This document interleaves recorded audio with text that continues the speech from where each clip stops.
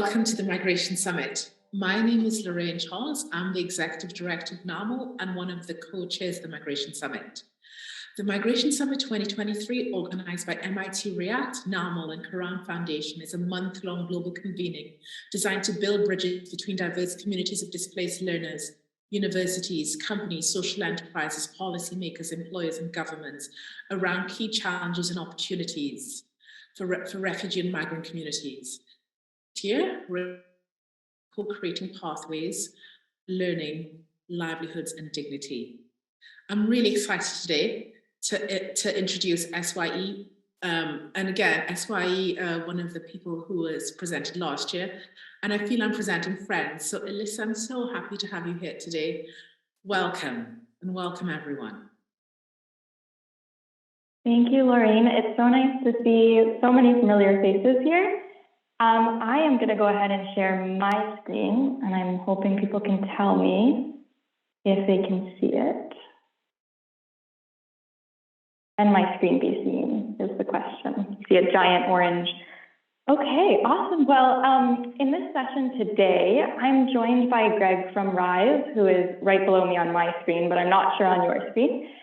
And we're going to discuss how Rise and SYE have been working together to generate educational opportunities for conflict-impacted youth from Syria and Iraq through Rise's project-based learning experience. So we're going to talk about our programs, and we'll have a little discussion at the end. I don't know how lively people will be, but we're going to talk about how we can collaborate, think through other solutions, think about how we can implement the model in different contexts or with different folks on this call. And we'll spend some time talking about both of our programs. So if you're new to SYE or to Rise, you'll get a little bit of an intro on both of those. Just want to throw our bios up here and share a little bit more about both Greg and I. So Greg, we'll pass it over to soon, is the Senior Manager of Selection and Global Outreach for Rise. In this role, he's responsible for designing, managing, and driving the recruiting process for the Rise Global winners, and also works with partners like us. Prior to joining Rise, Greg served as the Associate Director of Admissions and Coordinator of Global Outreach at Dartmouth College, and began his career in admissions at Tufts. I, as many of you know, am the Operations Manager at SYE. I oversee our college access programming and partnerships and work directly with the students we work with from Syria and Iraq.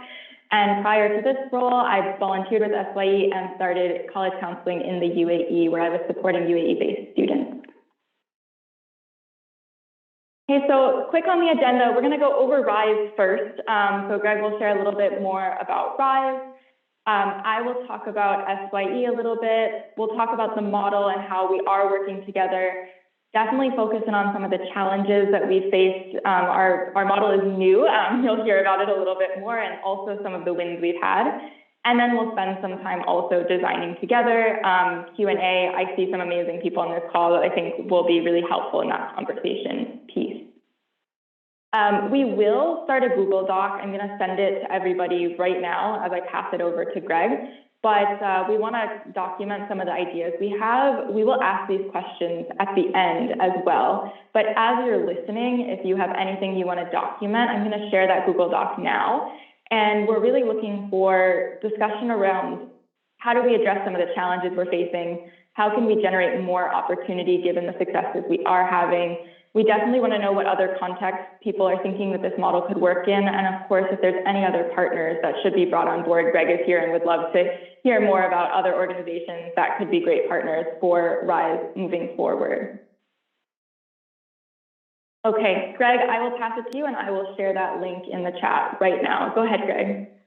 Thank you so much, Elisa. Thank you so much to the Migration Summit team here, Camilla and Lorraine for hosting us and for the opening presentation.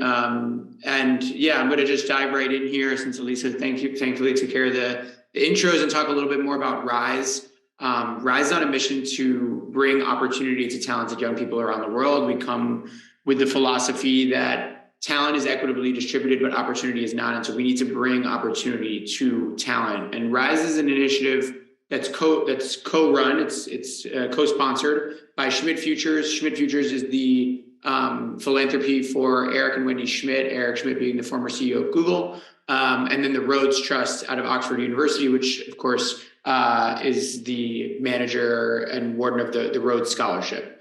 So that's kind of a background about kind of the origins of the program, the philosophy of the program. Talk a little bit about what makes RISE unique from other talent initiatives or scholarship programs like it. First and foremost, RISE is a global community. So RISE is accessible to youth in every corner of the entire world. We've had youth register from over 170 different countries.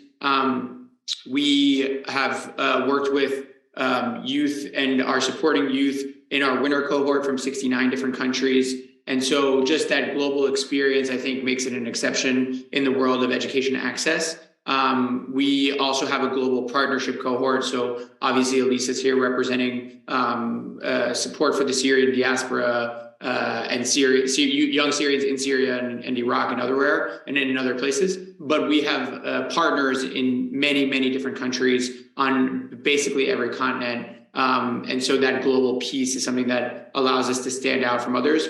Another thing that RISE is trying to do, kind of from a theory of change perspective, is we're trying to innovate on talent identification, and we're trying to create a process that's beneficial for everyone who participates. So I come from the world of college admissions, as kind of Elisa highlighted in my intro. And the truth of the matter is, I love the work that I did when I was at Dartmouth and Tufts, but applying to universities in the US is very expensive. And the metrics through which youth are assessed are very traditional, and they really haven't changed. And that's not just applying in the US, it's applying in university systems in most of the world, where it's basically determined by one test. And in the US, you have the rec letters and the grades, no matter what system, whether it's A levels or GCSEs or, national exams, SATs, ACTs, et cetera. RISE doesn't use these types of metrics. Instead, what we do is we gather a lot of data about youth through a project-based learning experience that's completely free and accessible. So not only is it kind of free to apply, but it's also an inherently beneficial learning process whereby youth are able to understand kind of the intersection between what they're good at or what they're talented in, what they enjoy doing, and what their community needs from them. And then in community, when I use that term, I mean it at every level. Like, they basically get to think about social impact and trying to conduct their own social and attempt to conduct their own social impact project, and learn about themselves, and also learn about these actions through a curriculum that we offer via something called the RISE Challenge, which is our main program. And as they go through the program, we are learning not only about the way they approach those problems, whether they be at kind of a neighborhood level, a school level, city, state, province level. Some youth address things that are country issues or potentially global issues, right? They are able to take approaches that are kind of through talents in any field. So many of the youth we work with are science-oriented or STEM-oriented. So they're designing apps, or they're doing experiments, or they're inventing devices in order to solve an issue. Others are artistic, and so they're using their art skills in order to address a topic. Some are taking an interdisciplinary approach, and they're also addressing these issues that are wide-ranging. So some of them are thinking about homelessness in their community. Others are thinking about gender equity within their cultural context. Others are thinking about indigenous rights in their country. Others are addressing global scale issues around climate change and AI. And so there's really so many learnings to be had for the youth as they're going through the experience. And then we use the projects that they submit, as well as a requirement that they complete a peer review of at least 3 other projects in order to assess them on their abilities. We also have volunteer selectors who participate as expert reviewers of these projects. And so there's lots of ways in which we assess them. None of them use kind of the traditional metrics that most talent organizations have been using for the last 20, 30, 50, 100 years. The last thing that I think makes RISE really unique is that it's very much focused on being in service of others. So we assess on 5 traits through our experience, whether that's the project-based learning piece, the RISE Challenge, which will open for its 4th cycle in September, or whether that's in our interview stage. So after we've reviewed all of our projects, we interview 500 finalists from all over the world in order to get to 100 winners that we select every year. And the 5 traits we're assessing on through those experiences are brilliance, perseverance, integrity, empathy, and calling to serve others. So that piece of that service piece as an assessment criteria is another thing that sets us apart, I think, from many other talent initiatives like ours. Go to the next slide. So just some quick numbers here. We have just this past year, 430,000 registrations. So that's just youth who indicated interest, people around the world who signed up from 175 countries, just kind of really good flag on that to show a lot of kids are in need of opportunity. A lot of people are in need of opportunity, are interested. Just because we had this many registrants did not mean we had this many actually complete the challenge, which takes about 20 to 30 hours of time asynchronously over a 3.5 month span. But it does, really point towards the global reach of the program. We had 500 finalists from 82 countries, which we named yesterday. So really excited about that cohort, a 500 finalist cohort, 30% first gen, 60%, nearly 60% from the global South. Just a really diverse group of youth there. And then we have 200 winners, 100 from year 1, 100 from year 2. And now we'll be naming our third cohort of up to 100 winners for year 3 from 69 countries. And you can read about them on the website. There's a winner profile section there on risefortheworld.com. And just some examples, and I think some that are really interestingly connected to migration.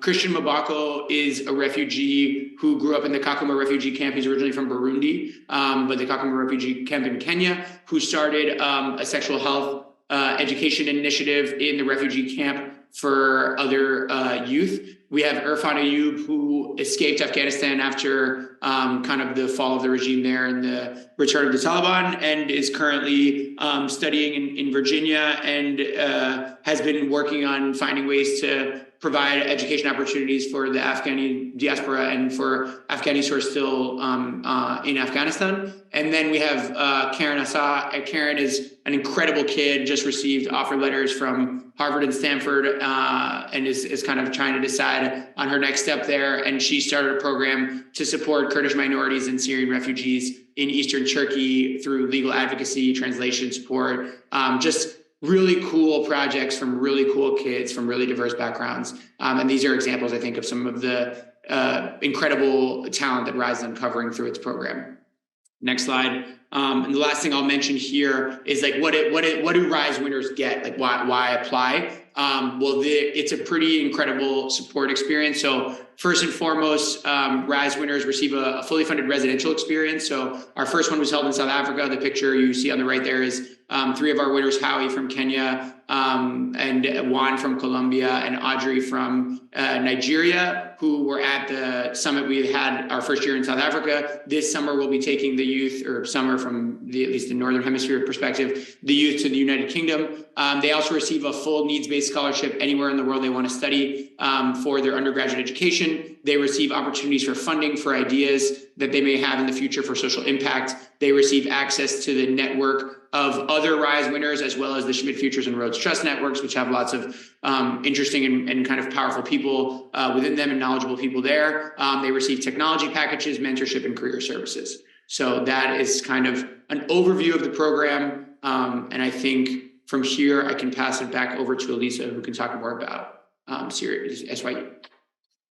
Yeah, and I saw some questions come through. So once we get into the partnership model, I think we can open up to some of those. Pardon me, because I put my screen share on my second screen, so I might be looking to the side a little bit.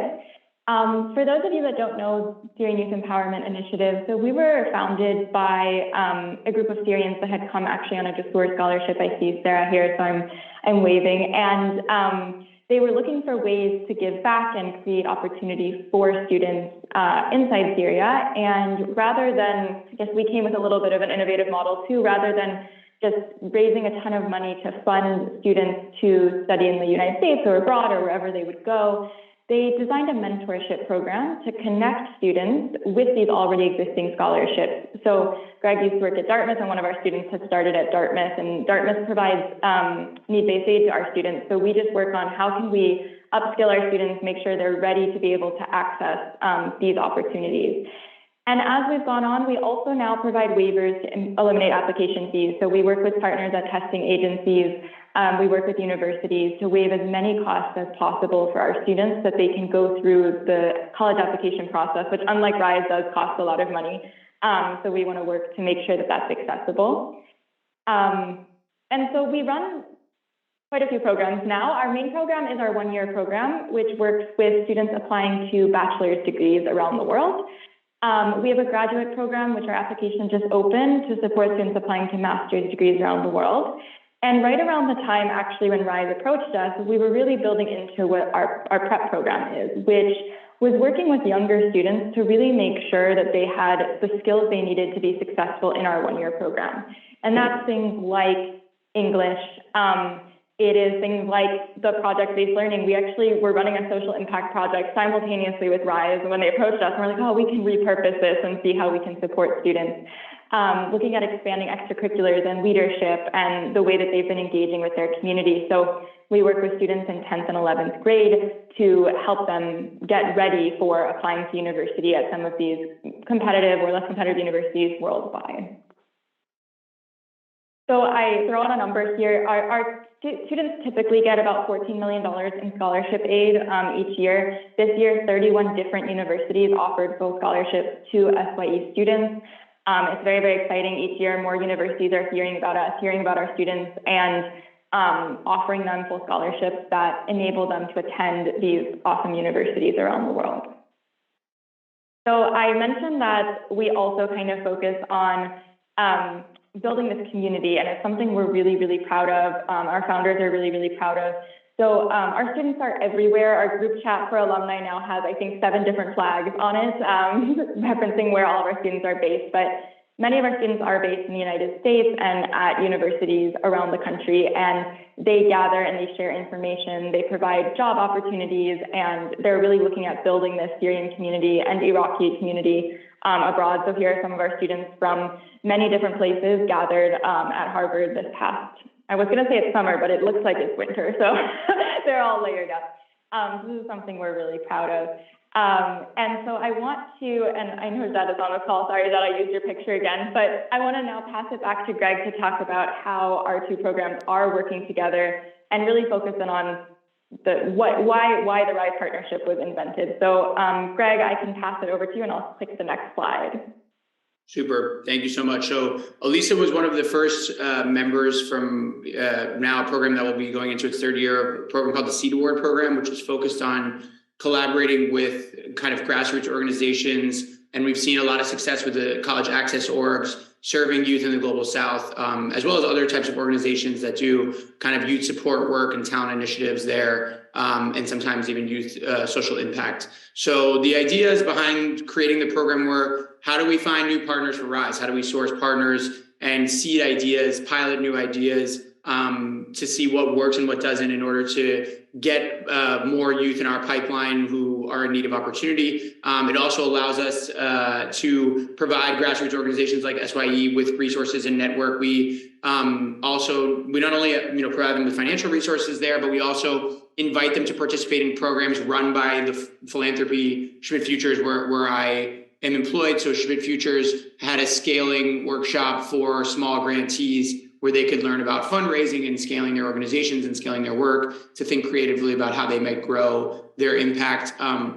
We also connect the grantees among each other so that they can share ideas, share best practices, not only around the RISE Challenge, but around supporting youth and education access or other areas of interest. The big thing for RISE, the big benefit for RISE, is that these organizations provide incredible diversity and quality applications to the program, and applications for youth that are just really aligned to what we're looking for. Smart, talented individuals who are perseverant in that they're, potentially a refugee or a displaced person or migrant or in some way in need of opportunity, but they're doing a 20 to 30-hour project in their spare time, some of them with limited access to the internet or internet-capable devices, and they're just showing that they bring that ability that we're looking for and assessing on.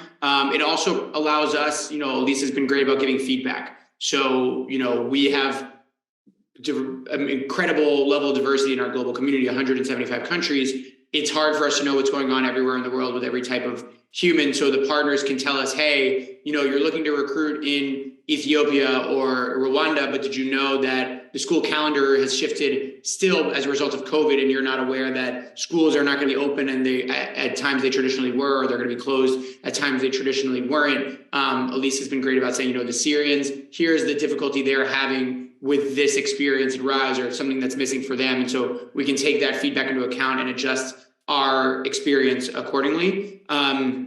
They also provide opportunities for our community. So I just had another organization that's kind of similar in what they do to SYE, that's in Nigeria, Build Nigeria, organization started by a couple of undergrads who just graduated from Harvard and Yale, Nigerian youth, incredible individuals, and they run an access camp for applying to US universities. And so I can say to the Rise Global community, if you're Nigerian, apply for this program. It's a really good opportunity. So we're generating more opportunity through our partnership for more youth.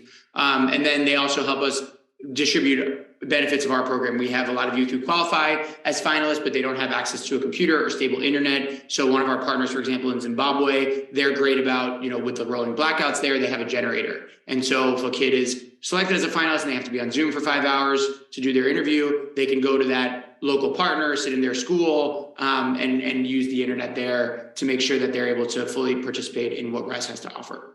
So that's kind of what we've been doing with the program. We've had 25 seed awardees in the last 2 years from 20 countries who have reached 20,000 youth via registration and submitted 2,000 Rise Challenge projects, so 2,000 social impact projects. 2,000 kids learned how to use their talents for good. 2,000 kids had an impact in their community. And we're going to be growing the program from 25 to at least 35, if not up to 40 this year. So really excited about that. Go to the next slide. And so I think here, Elisa, you were gonna take over. Yeah. So this is me. So I want to provide some kind of more context of what this looks like on the ground for Greg and I. So we work together to identify the talent. So we do a lot of the listing in. All right, let's see how we can reach more Syrian students, how we can use our networks that already exist to reach those students. So we run our own Telegram channel. We have our own Facebook group. We have Jed, who's here, who supported so many students in future years after he himself was a Rise finalist. So the SYE community is playing out and being used to recruit for Rise and reach students who otherwise wouldn't know about Rise. We support students through this process. So I give an example this year, and I know if you work with students from these backgrounds, tech problems, all the tech problems. So us being able to reach out to Rise on behalf of students. So the 15-year-old students that are barely accessing internet don't have to go back and forth between Rise, but we can kind of step in and say, hey, this student is having this problem, let's advocate for them. And we also, it kind of goes both ways. So and I'll show you on the next slide, we were looking at our Rise finalists in the past few years, and we have 3 of them that came through SYE this year, and all 3 of them have secured full tuition scholarships to study abroad. So even though they didn't become Rise winners, they were one of the 500 finalists. I think the teamwork between us and Rise is actually unlocking even more opportunities for students. And it is kind of, when we think about our prep program and what it does for students, the Rise program also does that for students. They're writing about it in their personal statement. They're including it on their resume. It is really shaping who students are and helping them through the next step of the process that they want, which is, for many of the students, looking at full scholarships. And then we kind of work together on a lot of things. So Rise is amazing and gives Duolingo waivers. We also give Duolingo waivers, but we're able to make sure that more students have more of these barriers lowered to access between the 2 of us. So it has been really wonderful to kind of work through this from 2 sides. And in our last session last year, we talked about a lot of these barriers and how it's hard for students to access university. And what's really great is that because of this open communication between us and Rise, we can actually change the model a little bit. We can actually talk about some of these problems. We can identify students who might have aged out of Rise and say to Greg, hey, we have a lot of students who aged out, but because of this context, they're not 15 to 17, they'd be great, and Rise hears us. Maybe it doesn't make changes yet, but it's a collaboration of us trying to get more students access. And I said this already, so the 3 RISE finalists who came through SYE got full scholarships. So one is headed to Brown, one is headed to Harvard, and one is headed to Tufts as our first BFA student, Bachelor's of Fine Arts student, who actually did their project for RISE using art, and their entire personal statement was about this project. So it's been really cool how this has filtered into a lot of different pieces of our SYE students' lives. Greg, I can pass it back to you for what worked and what didn't if you'd like, and tag me in if you want me to share. Sounds good. Yeah, it's funny how it comes full circle. I started my admissions career at Tufts, and then off one of the SYE students goes to study there. Very exciting. So I think the big wins there, first and foremost, is the reach. I mentioned before that we're able to, as a result of our partnership with SYE, get access to students we wouldn't have probably reached on our own. And at the same time, as SYE may need to recruit or access students from Syria, or their students from Syria want to have conversations with other members of the RISE global community from interesting or similar backgrounds. Part of the global community, which I didn't mention before, is that it's a social experience for the kids. So the kids can go online. They may be in a space where they don't have access to extracurricular activities. They may not be able to go to school, some of the kids who participate in our program, but what they can do is that we have a Discord community for thousands of kids around the world who are interested in these topics, interested in social impact. And the Discord community have all kinds of channels where kids can connect and talk about sports in the World Cup, or they can talk about gastronomy in their home country, or they can talk about, academic areas of interest, or technology, or AI, or whatever it is that piques their interest. And they can, a Syrian student can reach out to a student in Peru, to a student in Japan, and they can have a conversation. And all of them are part of this RISE global experience. And we host events for them. We host universities who come and talk, faculty features, guest speakers, and we put those online, we record them, and we find any way possible to give access to youth in every corner of the world so that they can kind of be part of this growing community. The other, I think, big win is that even for those who don't win, they are able to gain from it. And I think Elisa's example is there for the 3 finalists from SYE who weren't selected as RISE Global winners, but still have full rides to some incredible opportunities. That's really the goal there. It's like, can we get them in front of as many opportunities as possible? Because these kids they want them, they're looking for them, they're signing up for things. And so we just need to find ways to support them. And then last but not least, it's that piece I mentioned earlier that's really integral to the SEED program. Integral to the SEED program is just that all of these organizations can scale their capacity. We want these to be kind of win-win-wins. They're not about just SYE go do work for RISE. It's like RISE benefits from SYE benefits from RISE, and simultaneously, most importantly, the youth in both of our networks receive more opportunity and benefit from the experience. And so I think those are really the things that we're excited about there. Now, although we have a lot of wins, there's also challenges, especially for RISE. So for RISE, one of the biggest challenges we face, I think the 3 biggest challenges we face there are listed at the top of this slide. And number 1 is age. We're very strictly 15 to 17. We do not allow 18-year-olds to participate. And that has been very difficult for us, especially as we work towards supporting youth in marginalized situations. A lot of youth who are refugees, who have missed school, who don't have proper birth certificates, they're older than 17 and they can't participate. So keeping that age range there is important for us. I think there are some benefits to it as well. We strongly believe that the research shows that this age range is really integral to orienting kids in a specific direction. When you get to them at 18, 19, 20, sometimes it can be too late. And so as we work towards orienting youth for social impact and service, we believe catching them early is important. There's also the legal ramifications of having all the youth be under 18. That makes a lot of things easier as far as the community is concerned. So that's just one of the challenges we face. Language is a major challenge for us. Right now, the program is only offered in English. Now, one of the things that's really nice is we don't have a minimum level. So there's a lot of youth who have come through the program whose English is nowhere near the level of being able to apply to, for example, a US university. They're a B1, maybe even an A2, and they're using RISE as a way to functionally practice English if they don't have any other space where they can do that. And so we've had youth, I can think of one especially from Mexico, who have made leaps and bounds in their English language ability, but it's through basically perseverance that they did that, just trying, translator. I love to have this program offered in languages like Spanish and Portuguese and Arabic and Hindi and other languages that are spoken widely throughout the world, because we're missing so much talent as a result of only being in English, but functionally, we just haven't had that ability yet. From a programmatic perspective, we have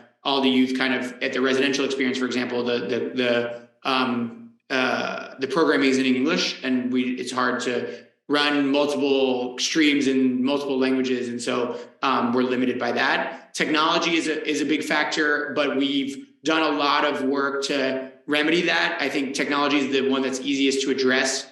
Through funding partners like SYE, we can get technology into kids' hands so that they can fully participate. We do have a paper application pathway for youth who don't have any access to technology, but it's not the same level of experience. We really believe that kind of the video forward nature of our application and the community aspect are very important to the experience. And so having them participate via technology is always better. Communication of concept, RISE is not your kind of run-of-the-mill scholarship program. It's a pretty innovative approach. It's not always the easiest to explain or understand, especially for youth who are in curricula where it's kind of regurgitation, memorization. Project-based learning is pretty new. And so just trying to make sure that people understand the commitment required to complete the project and what we're really looking for. Time commitment, we only run the challenge part of the experience for about 100 days. And so youth need to do 20 to 30 hours of work in a 100-day span, while many of them have midterms and finals, or maybe are applying for a university, or are facing all the challenges that they would normally face, and then also trying to work on this project. That is definitely something that is a barrier. And then the fear of selectivity. I talked earlier about the number of youth who have joined, 430,000 signups. Now, signups are, as I mentioned before, non-completed projects. So the selectivity level, it's still very high. We had about 8,000 completed projects this year for 500 finalist spots. And that number has grown each of the last few years. So there is definitely a level of selectivity, but reminding youth that, again, by participating and just giving it your kind of best shot and completing the experience, you're setting yourself up for success in the future, and you're learning and you're growing and you're gaining this community. It's easier said than done, though, sometimes with 16-year-olds who, understandably at the end of the day are a bit let down if they don't get selected for the program. Lisa, anything you want to add? Yeah, I think there's even more nuances in some of these. So especially with communication of concept, I think there's kind of a two-pronged piece here. One is that many of our students are looking for immediate answers. So when we say, oh, there's this RISE competition and there is a full scholarship at the end, but it's also packaged in a lot of different things, I think a lot of our students come with a mentality of, they're not looking necessarily for just extracurricular opportunities. They're like, what am I going to do that's going to get this scholarship? And that mindset is changing as we're working with students, but it can be hard for the long term to say, okay, you're investing in this for this 100 days, and you're going to invest 20 to 30 hours, but to what end? And the second piece is also the idea of social impact and how that is perceived in the communities we work in, and how novel it is to see a 15-year-old going to do a social impact project somewhere in Syria. It is tough, and I know Jad during his session talked about the barriers he faced even in trying to explore this in his community. So I think there is a lot of support that's needed from organizations like us to help students understand, how can I go about this in my local context? Because these are kind of American concepts or Western concepts that are being explained to students. And then how can I take that and apply it in my local context while I'm facing all of these barriers? And that can be really, really tough, and something that we've found is a problem even as we're trying to recruit. And we have so many amazing former RISE students that help future RISE students. And that has really helped, honestly, for young people to look back and go explain what they did and what they learned, because when they come out at the end of this project, they are completely different than when they started the project, and they have a completely different set of vocabulary and understanding of what RISE is actually looking for. So I guess that's my additions to these big challenges, and I'm not sure we have the answer yet, but we're working towards it. And Elisa, okay, to your point, sorry, but one other thing I missed on the communication piece is a lot of times, the RISE team is small, and there's 2 of us who do recruitment, and then there's 50 51 partners that are doing recruitment. And by the time the messaging gets from the Rise kind of decision makers to the Rise team, to the partners, potentially to then schools or school administrators or counselors, to teachers, to students, there's been so many, it's like a game of telephone. And so by the time the information trickles down, only certain things get heard or understood. And so unless they're fully integrated and enjoying the community and kind of living it on a day-to-day basis, it's definitely another layer of challenge there. We're not directly like, I don't walk into every high school around the world like I did at Dartmouth and get to like sit there and talk to students about what it entails. I have to rely on partners who rely on networks who rely and so on and so forth. So I just wanted to flag that as well. Okay, well, I feel like now we can transition. I saw some questions come in that maybe we can address those first. And Greg and I were really hoping that with this group here, it is an awesome group of people. I've just looked at who's here. We can think through some of these challenges. We can think through some of these wins and how we can maximize those. We can think about other contexts. I know Dimitri just mentioned Karam. We love the Karam students, Greg. I'm upping that for you to look at. And any other partners that we can bring in. So Dimitri actually asked the question earlier about how Rise defines brilliance. So I wanted to flag that before we get into the discussion. And if anyone has other questions, throw them in the chat box or raise your hand. But Greg, maybe I can pass it to you to just answer that question of how brilliance is defined.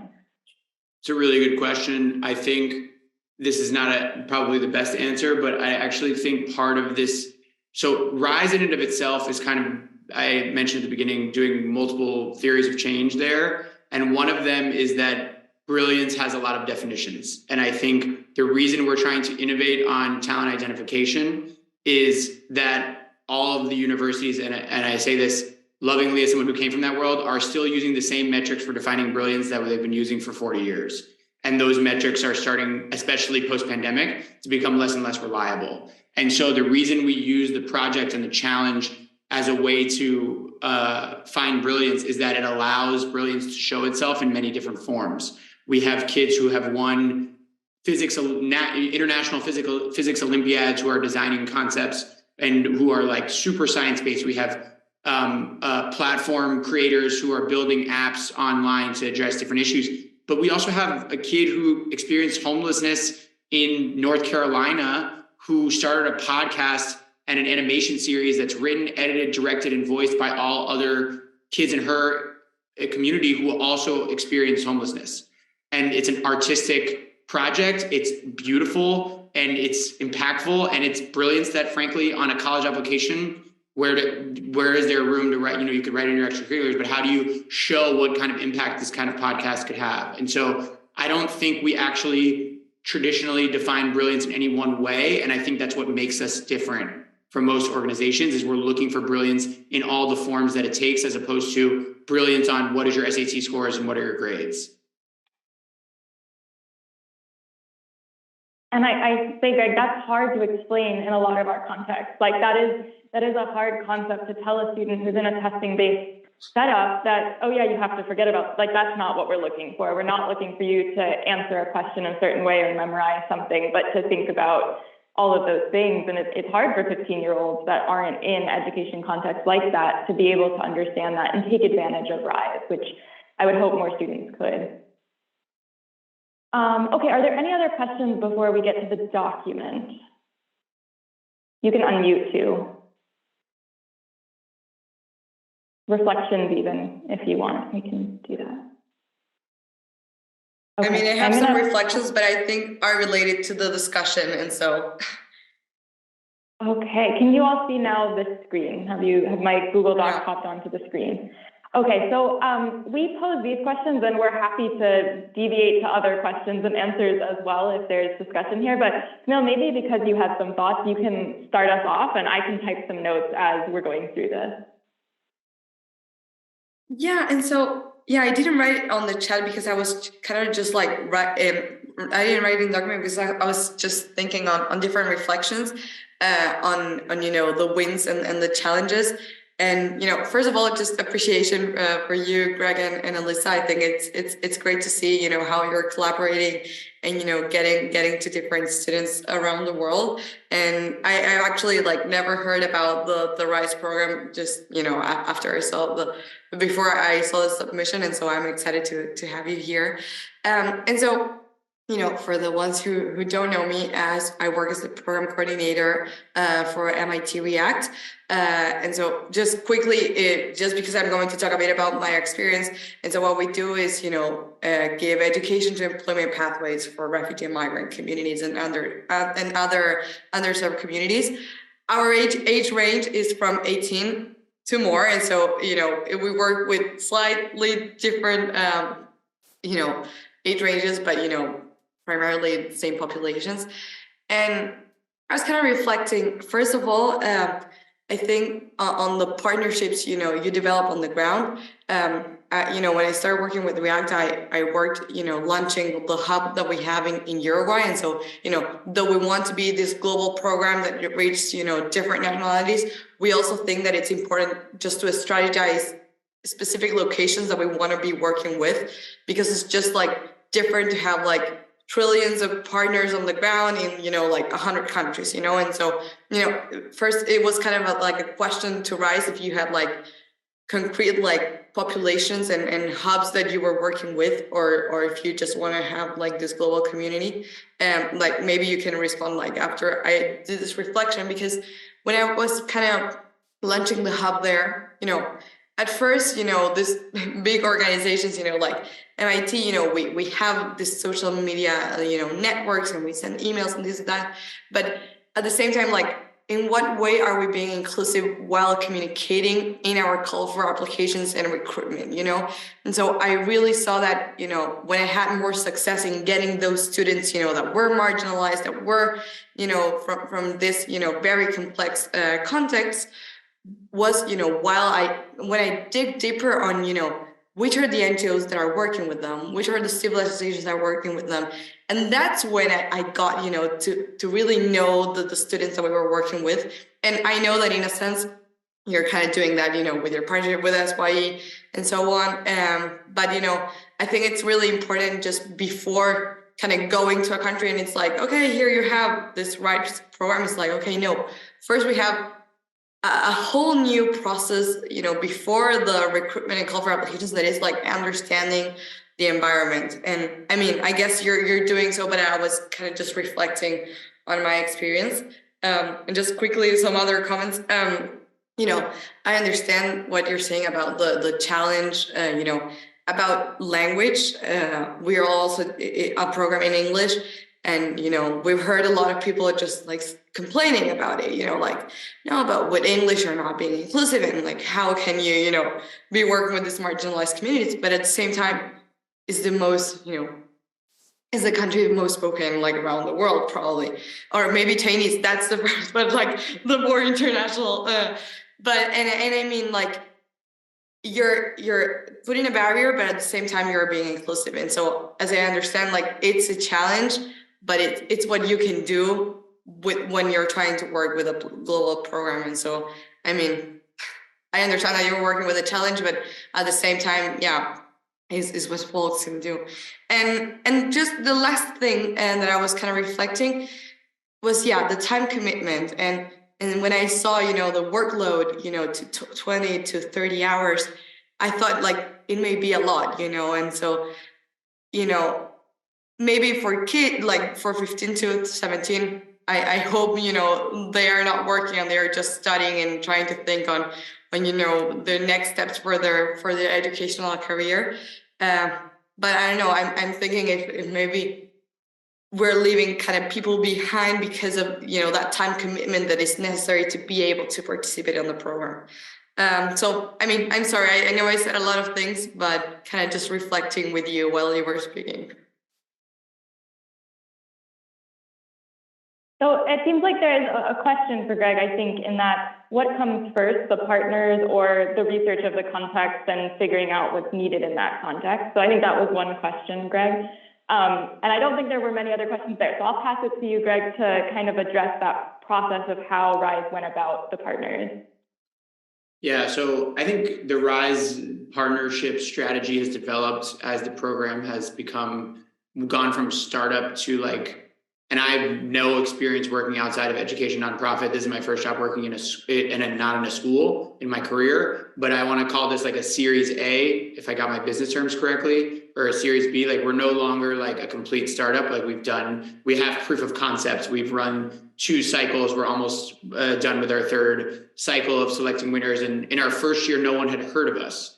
So it was very important to have partners who brought legitimacy, because we still struggle with legitimacy in certain parts of the world. People in Pakistan and in more than just in India and in a bunch of different places, there have been Facebook posts and other things where this is not a real thing. This is a made up concept. No one would ever just give away these scholarships. This program is just, out for evil purposes or something like that, or it's a fraud. And so having partners that brought brand awareness in some ways, to use a marketing term that's not my familiar area, but I think I joined Rise kind of almost at the end of the first year. We were about to select the first cohort. So when I came in, the partnership strategy was a lot about that. And so we had some really good partners, some founding member partners in certain parts of the world that brought us legitimacy in different regions. So we worked with, for example, Amid East, who continues to be a fantastic partner of ours in the Middle East. And so you got this kind of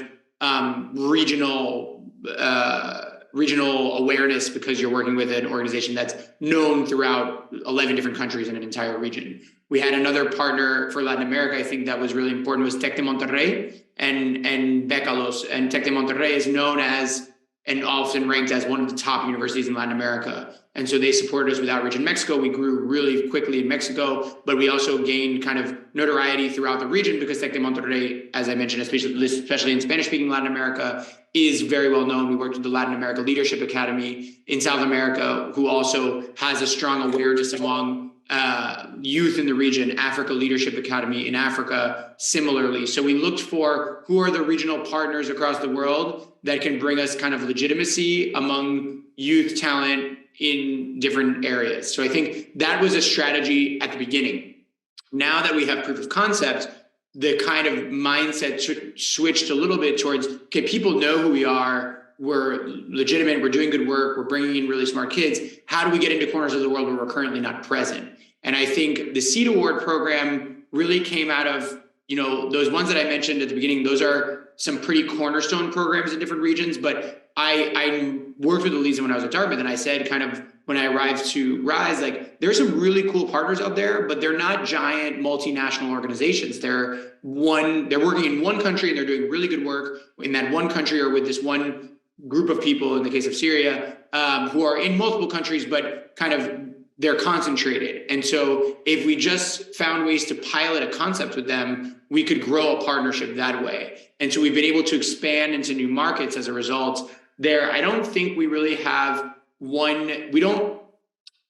lacking partners in certain corners of the world, or we're lacking, I should say, reach in certain corners of the world. And a lot of the times it's because we lack a partner. So this year we grew amazing levels in Kazakhstan because of a really strong seed pilot that we ran there with a partner. So it's really about identifying partners, because we're open to being present in every single country in the world. So when you said earlier, like, would you manage 100 partners? Yes, we would, if we're trending that way. And I actually think part of the theory of change on that from a partnerships perspective, which I haven't really mentioned, but is one of the things that's growing and we're hoping to do, is to create a partner network in and of itself that feeds off of each other, where SYE is able to connect with Amid East or other orgs within our Middle East portfolio, or other orgs generally, for them to talk about ways they might partner amongst themselves that have nothing to do with Rise.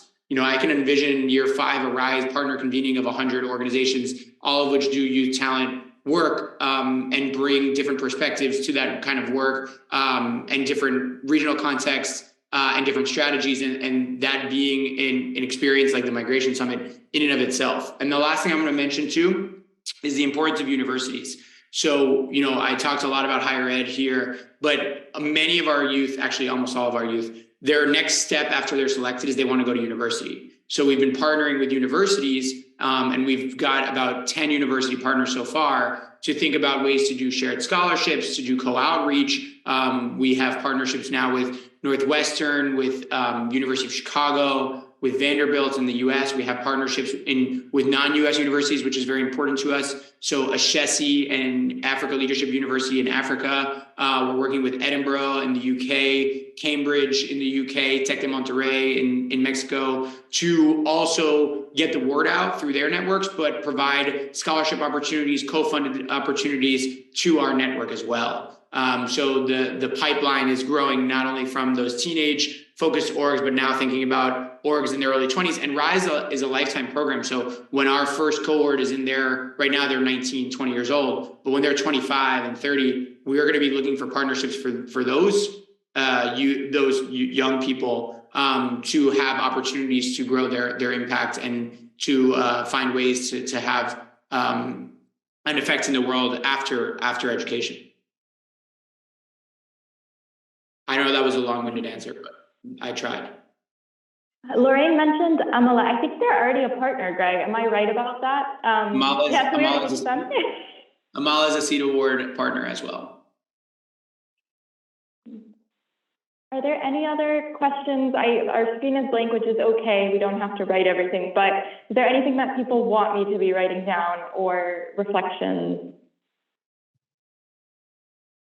I have some reflection, Greg, on what you just said about the 100 partner thing, actually. So, I think one thing that we've learned as we go through this is that it's a big time commitment to be able to support students the right way. So we could come in and we could say, all right, we can get the information out, no problem. But thinking about how we actually get students to this finalist and awardee level to make sure that our students, like we do for universities, have the tools they need to succeed. So we're learning as we're going. And I wonder, Greg, as you expand, how you make sure that the support that's being provided by these seed awardees is consistent, or that there is grounding in that, so that students are getting equal support or the support they need. It's a really good question. I think tooling is really important here. So what we've done and we're continuing to do is build out tooling initiatives and resources for the partners so that they feel that they're adequately equipped to work with the youth that are in the network that they're bringing into RISE. So we provide every partner, and this, Lisa, with a dashboard that allows them to track every student's kind of information and where they're at in the process, with a toolkit that contains videos and outreach materials, workshop recordings. RISE hosts workshops every other week at different times to address different time zones for youth to join and get feedback and kind of office hours on their projects. So directing partners to send their youth to those or to attend them themselves, and then kind of train the trainer there and have them support that way.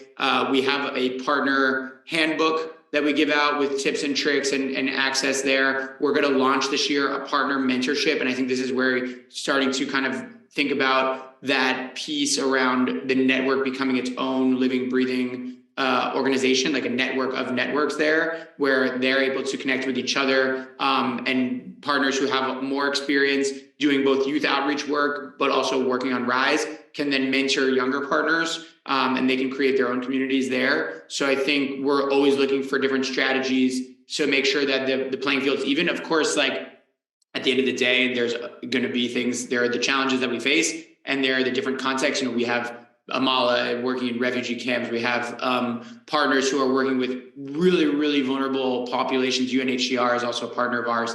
And so the playing field is not always going to be even, but that's where I think our selection process does a good job of trying to address some of those inadequacies, but uneven aspects of background and experience, as we use kind of data in our selection process to make sure that we're reaching people who are in need of opportunity, who are kind of not coming from the traditional pathway. So doing our best, but always looking for other strategies there. Lana had raised her hand. So Lana, do you have a question, comment? Yeah, just a quick question. As you were talking earlier about the social impact projects, and I don't know if you explicitly called out entrepreneurial kind of aspirations of many of the kind of learners or people who are participating in these challenges. You mentioned kind of a sort of seed funding for some of those projects. I'd be curious, how you are partnering or seeking maybe to partner with local entrepreneurial organizations, incubators and accelerators. So I'm thinking of like the Refugee Investment Network, Jusor, programs that are doing kind of local work with SMEs. And just because we find in the MIT React program that we're providing that entrepreneurial education, but then sometimes you can be building this sort of bridge to nowhere of this like hope of, oh, I can, create this enterprise, but then lack the kind of funding, mentorship that's so critical for any entrepreneur to get off the ground, especially those from historically marginalized communities. So we'd just love to hear about how you're thinking about that perspective. Yeah, I think this is a really good question. It kind of gets at something that a different aspect of the RISE team addresses, which is our scaling team. So like my responsibility is really like recruitment funnel into the RISE challenge and bringing opportunities to the RISE winners through partnerships. This is a really good example of something that we are thinking about and working on, but our oldest youth are 20. So the projects that most of the kids bring in, they're used as an assessment tool. We're investing in the kids. We're not investing in the project, right? So some of them continue working on their project after they've been selected. Others, they've used the project to demonstrate the 5 qualities that we're looking for, and they've been selected on that, but the project, for whatever reason, may not continue. And their next step is just their education. We haven't actually directly invested in any one project yet, but we're developing partnerships and funding mechanisms for projects and ideas that the youth have now that they're moving through university. But the kind of first levels of this that we've seen so far is a lot of our regional RISE winners have started their own unions. So the African Union, RISE Union, the Latin American RISE Union have sprung up, and because a lot of these concepts, although the RISE challenge is something they apply to individually, a lot of them are going to be working in groups in the future. We want them to be a network in and of themselves, again, on this like network building concept. Like we hope 5 RISE winners get together and start something that changes the world. That's definitely one of our goals. And so we have been thinking about ways to find partners and to provide these kind of opportunities as they get into their early 20s. But the fact of the matter is the program's still very young, in only 3 years. I will flag one new partner we have, the Knowledge Society. As an example, we also work with Pioneer, where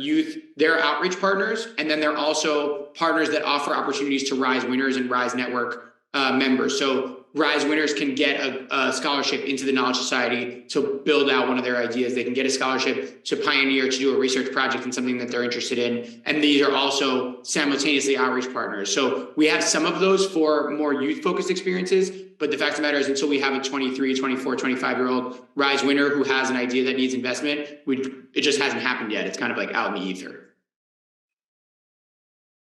Greg, I want to be mindful of time, and somebody just asked when the next cycle will open, so I wanted to get that answer before they dropped off. And then, Greg, I don't know if you want to share email. I shared our websites in the chat. The document can be active, so feel free to add to it after, share it with people if you have other partners. Greg and I will look at it. But Greg, when does the next cycle open before I... Registration should open soon, let's say June, but the actual RISE challenge, the project, and they can register anytime before the end of this calendar year, will open in September. So in September, ideally, no later than that, but the earlier the better, they can register and they can start their RISE challenge project. And you can sign up for our newsletter on the website or follow us on social media. It's at RISE for the World, and all the announcements happen there.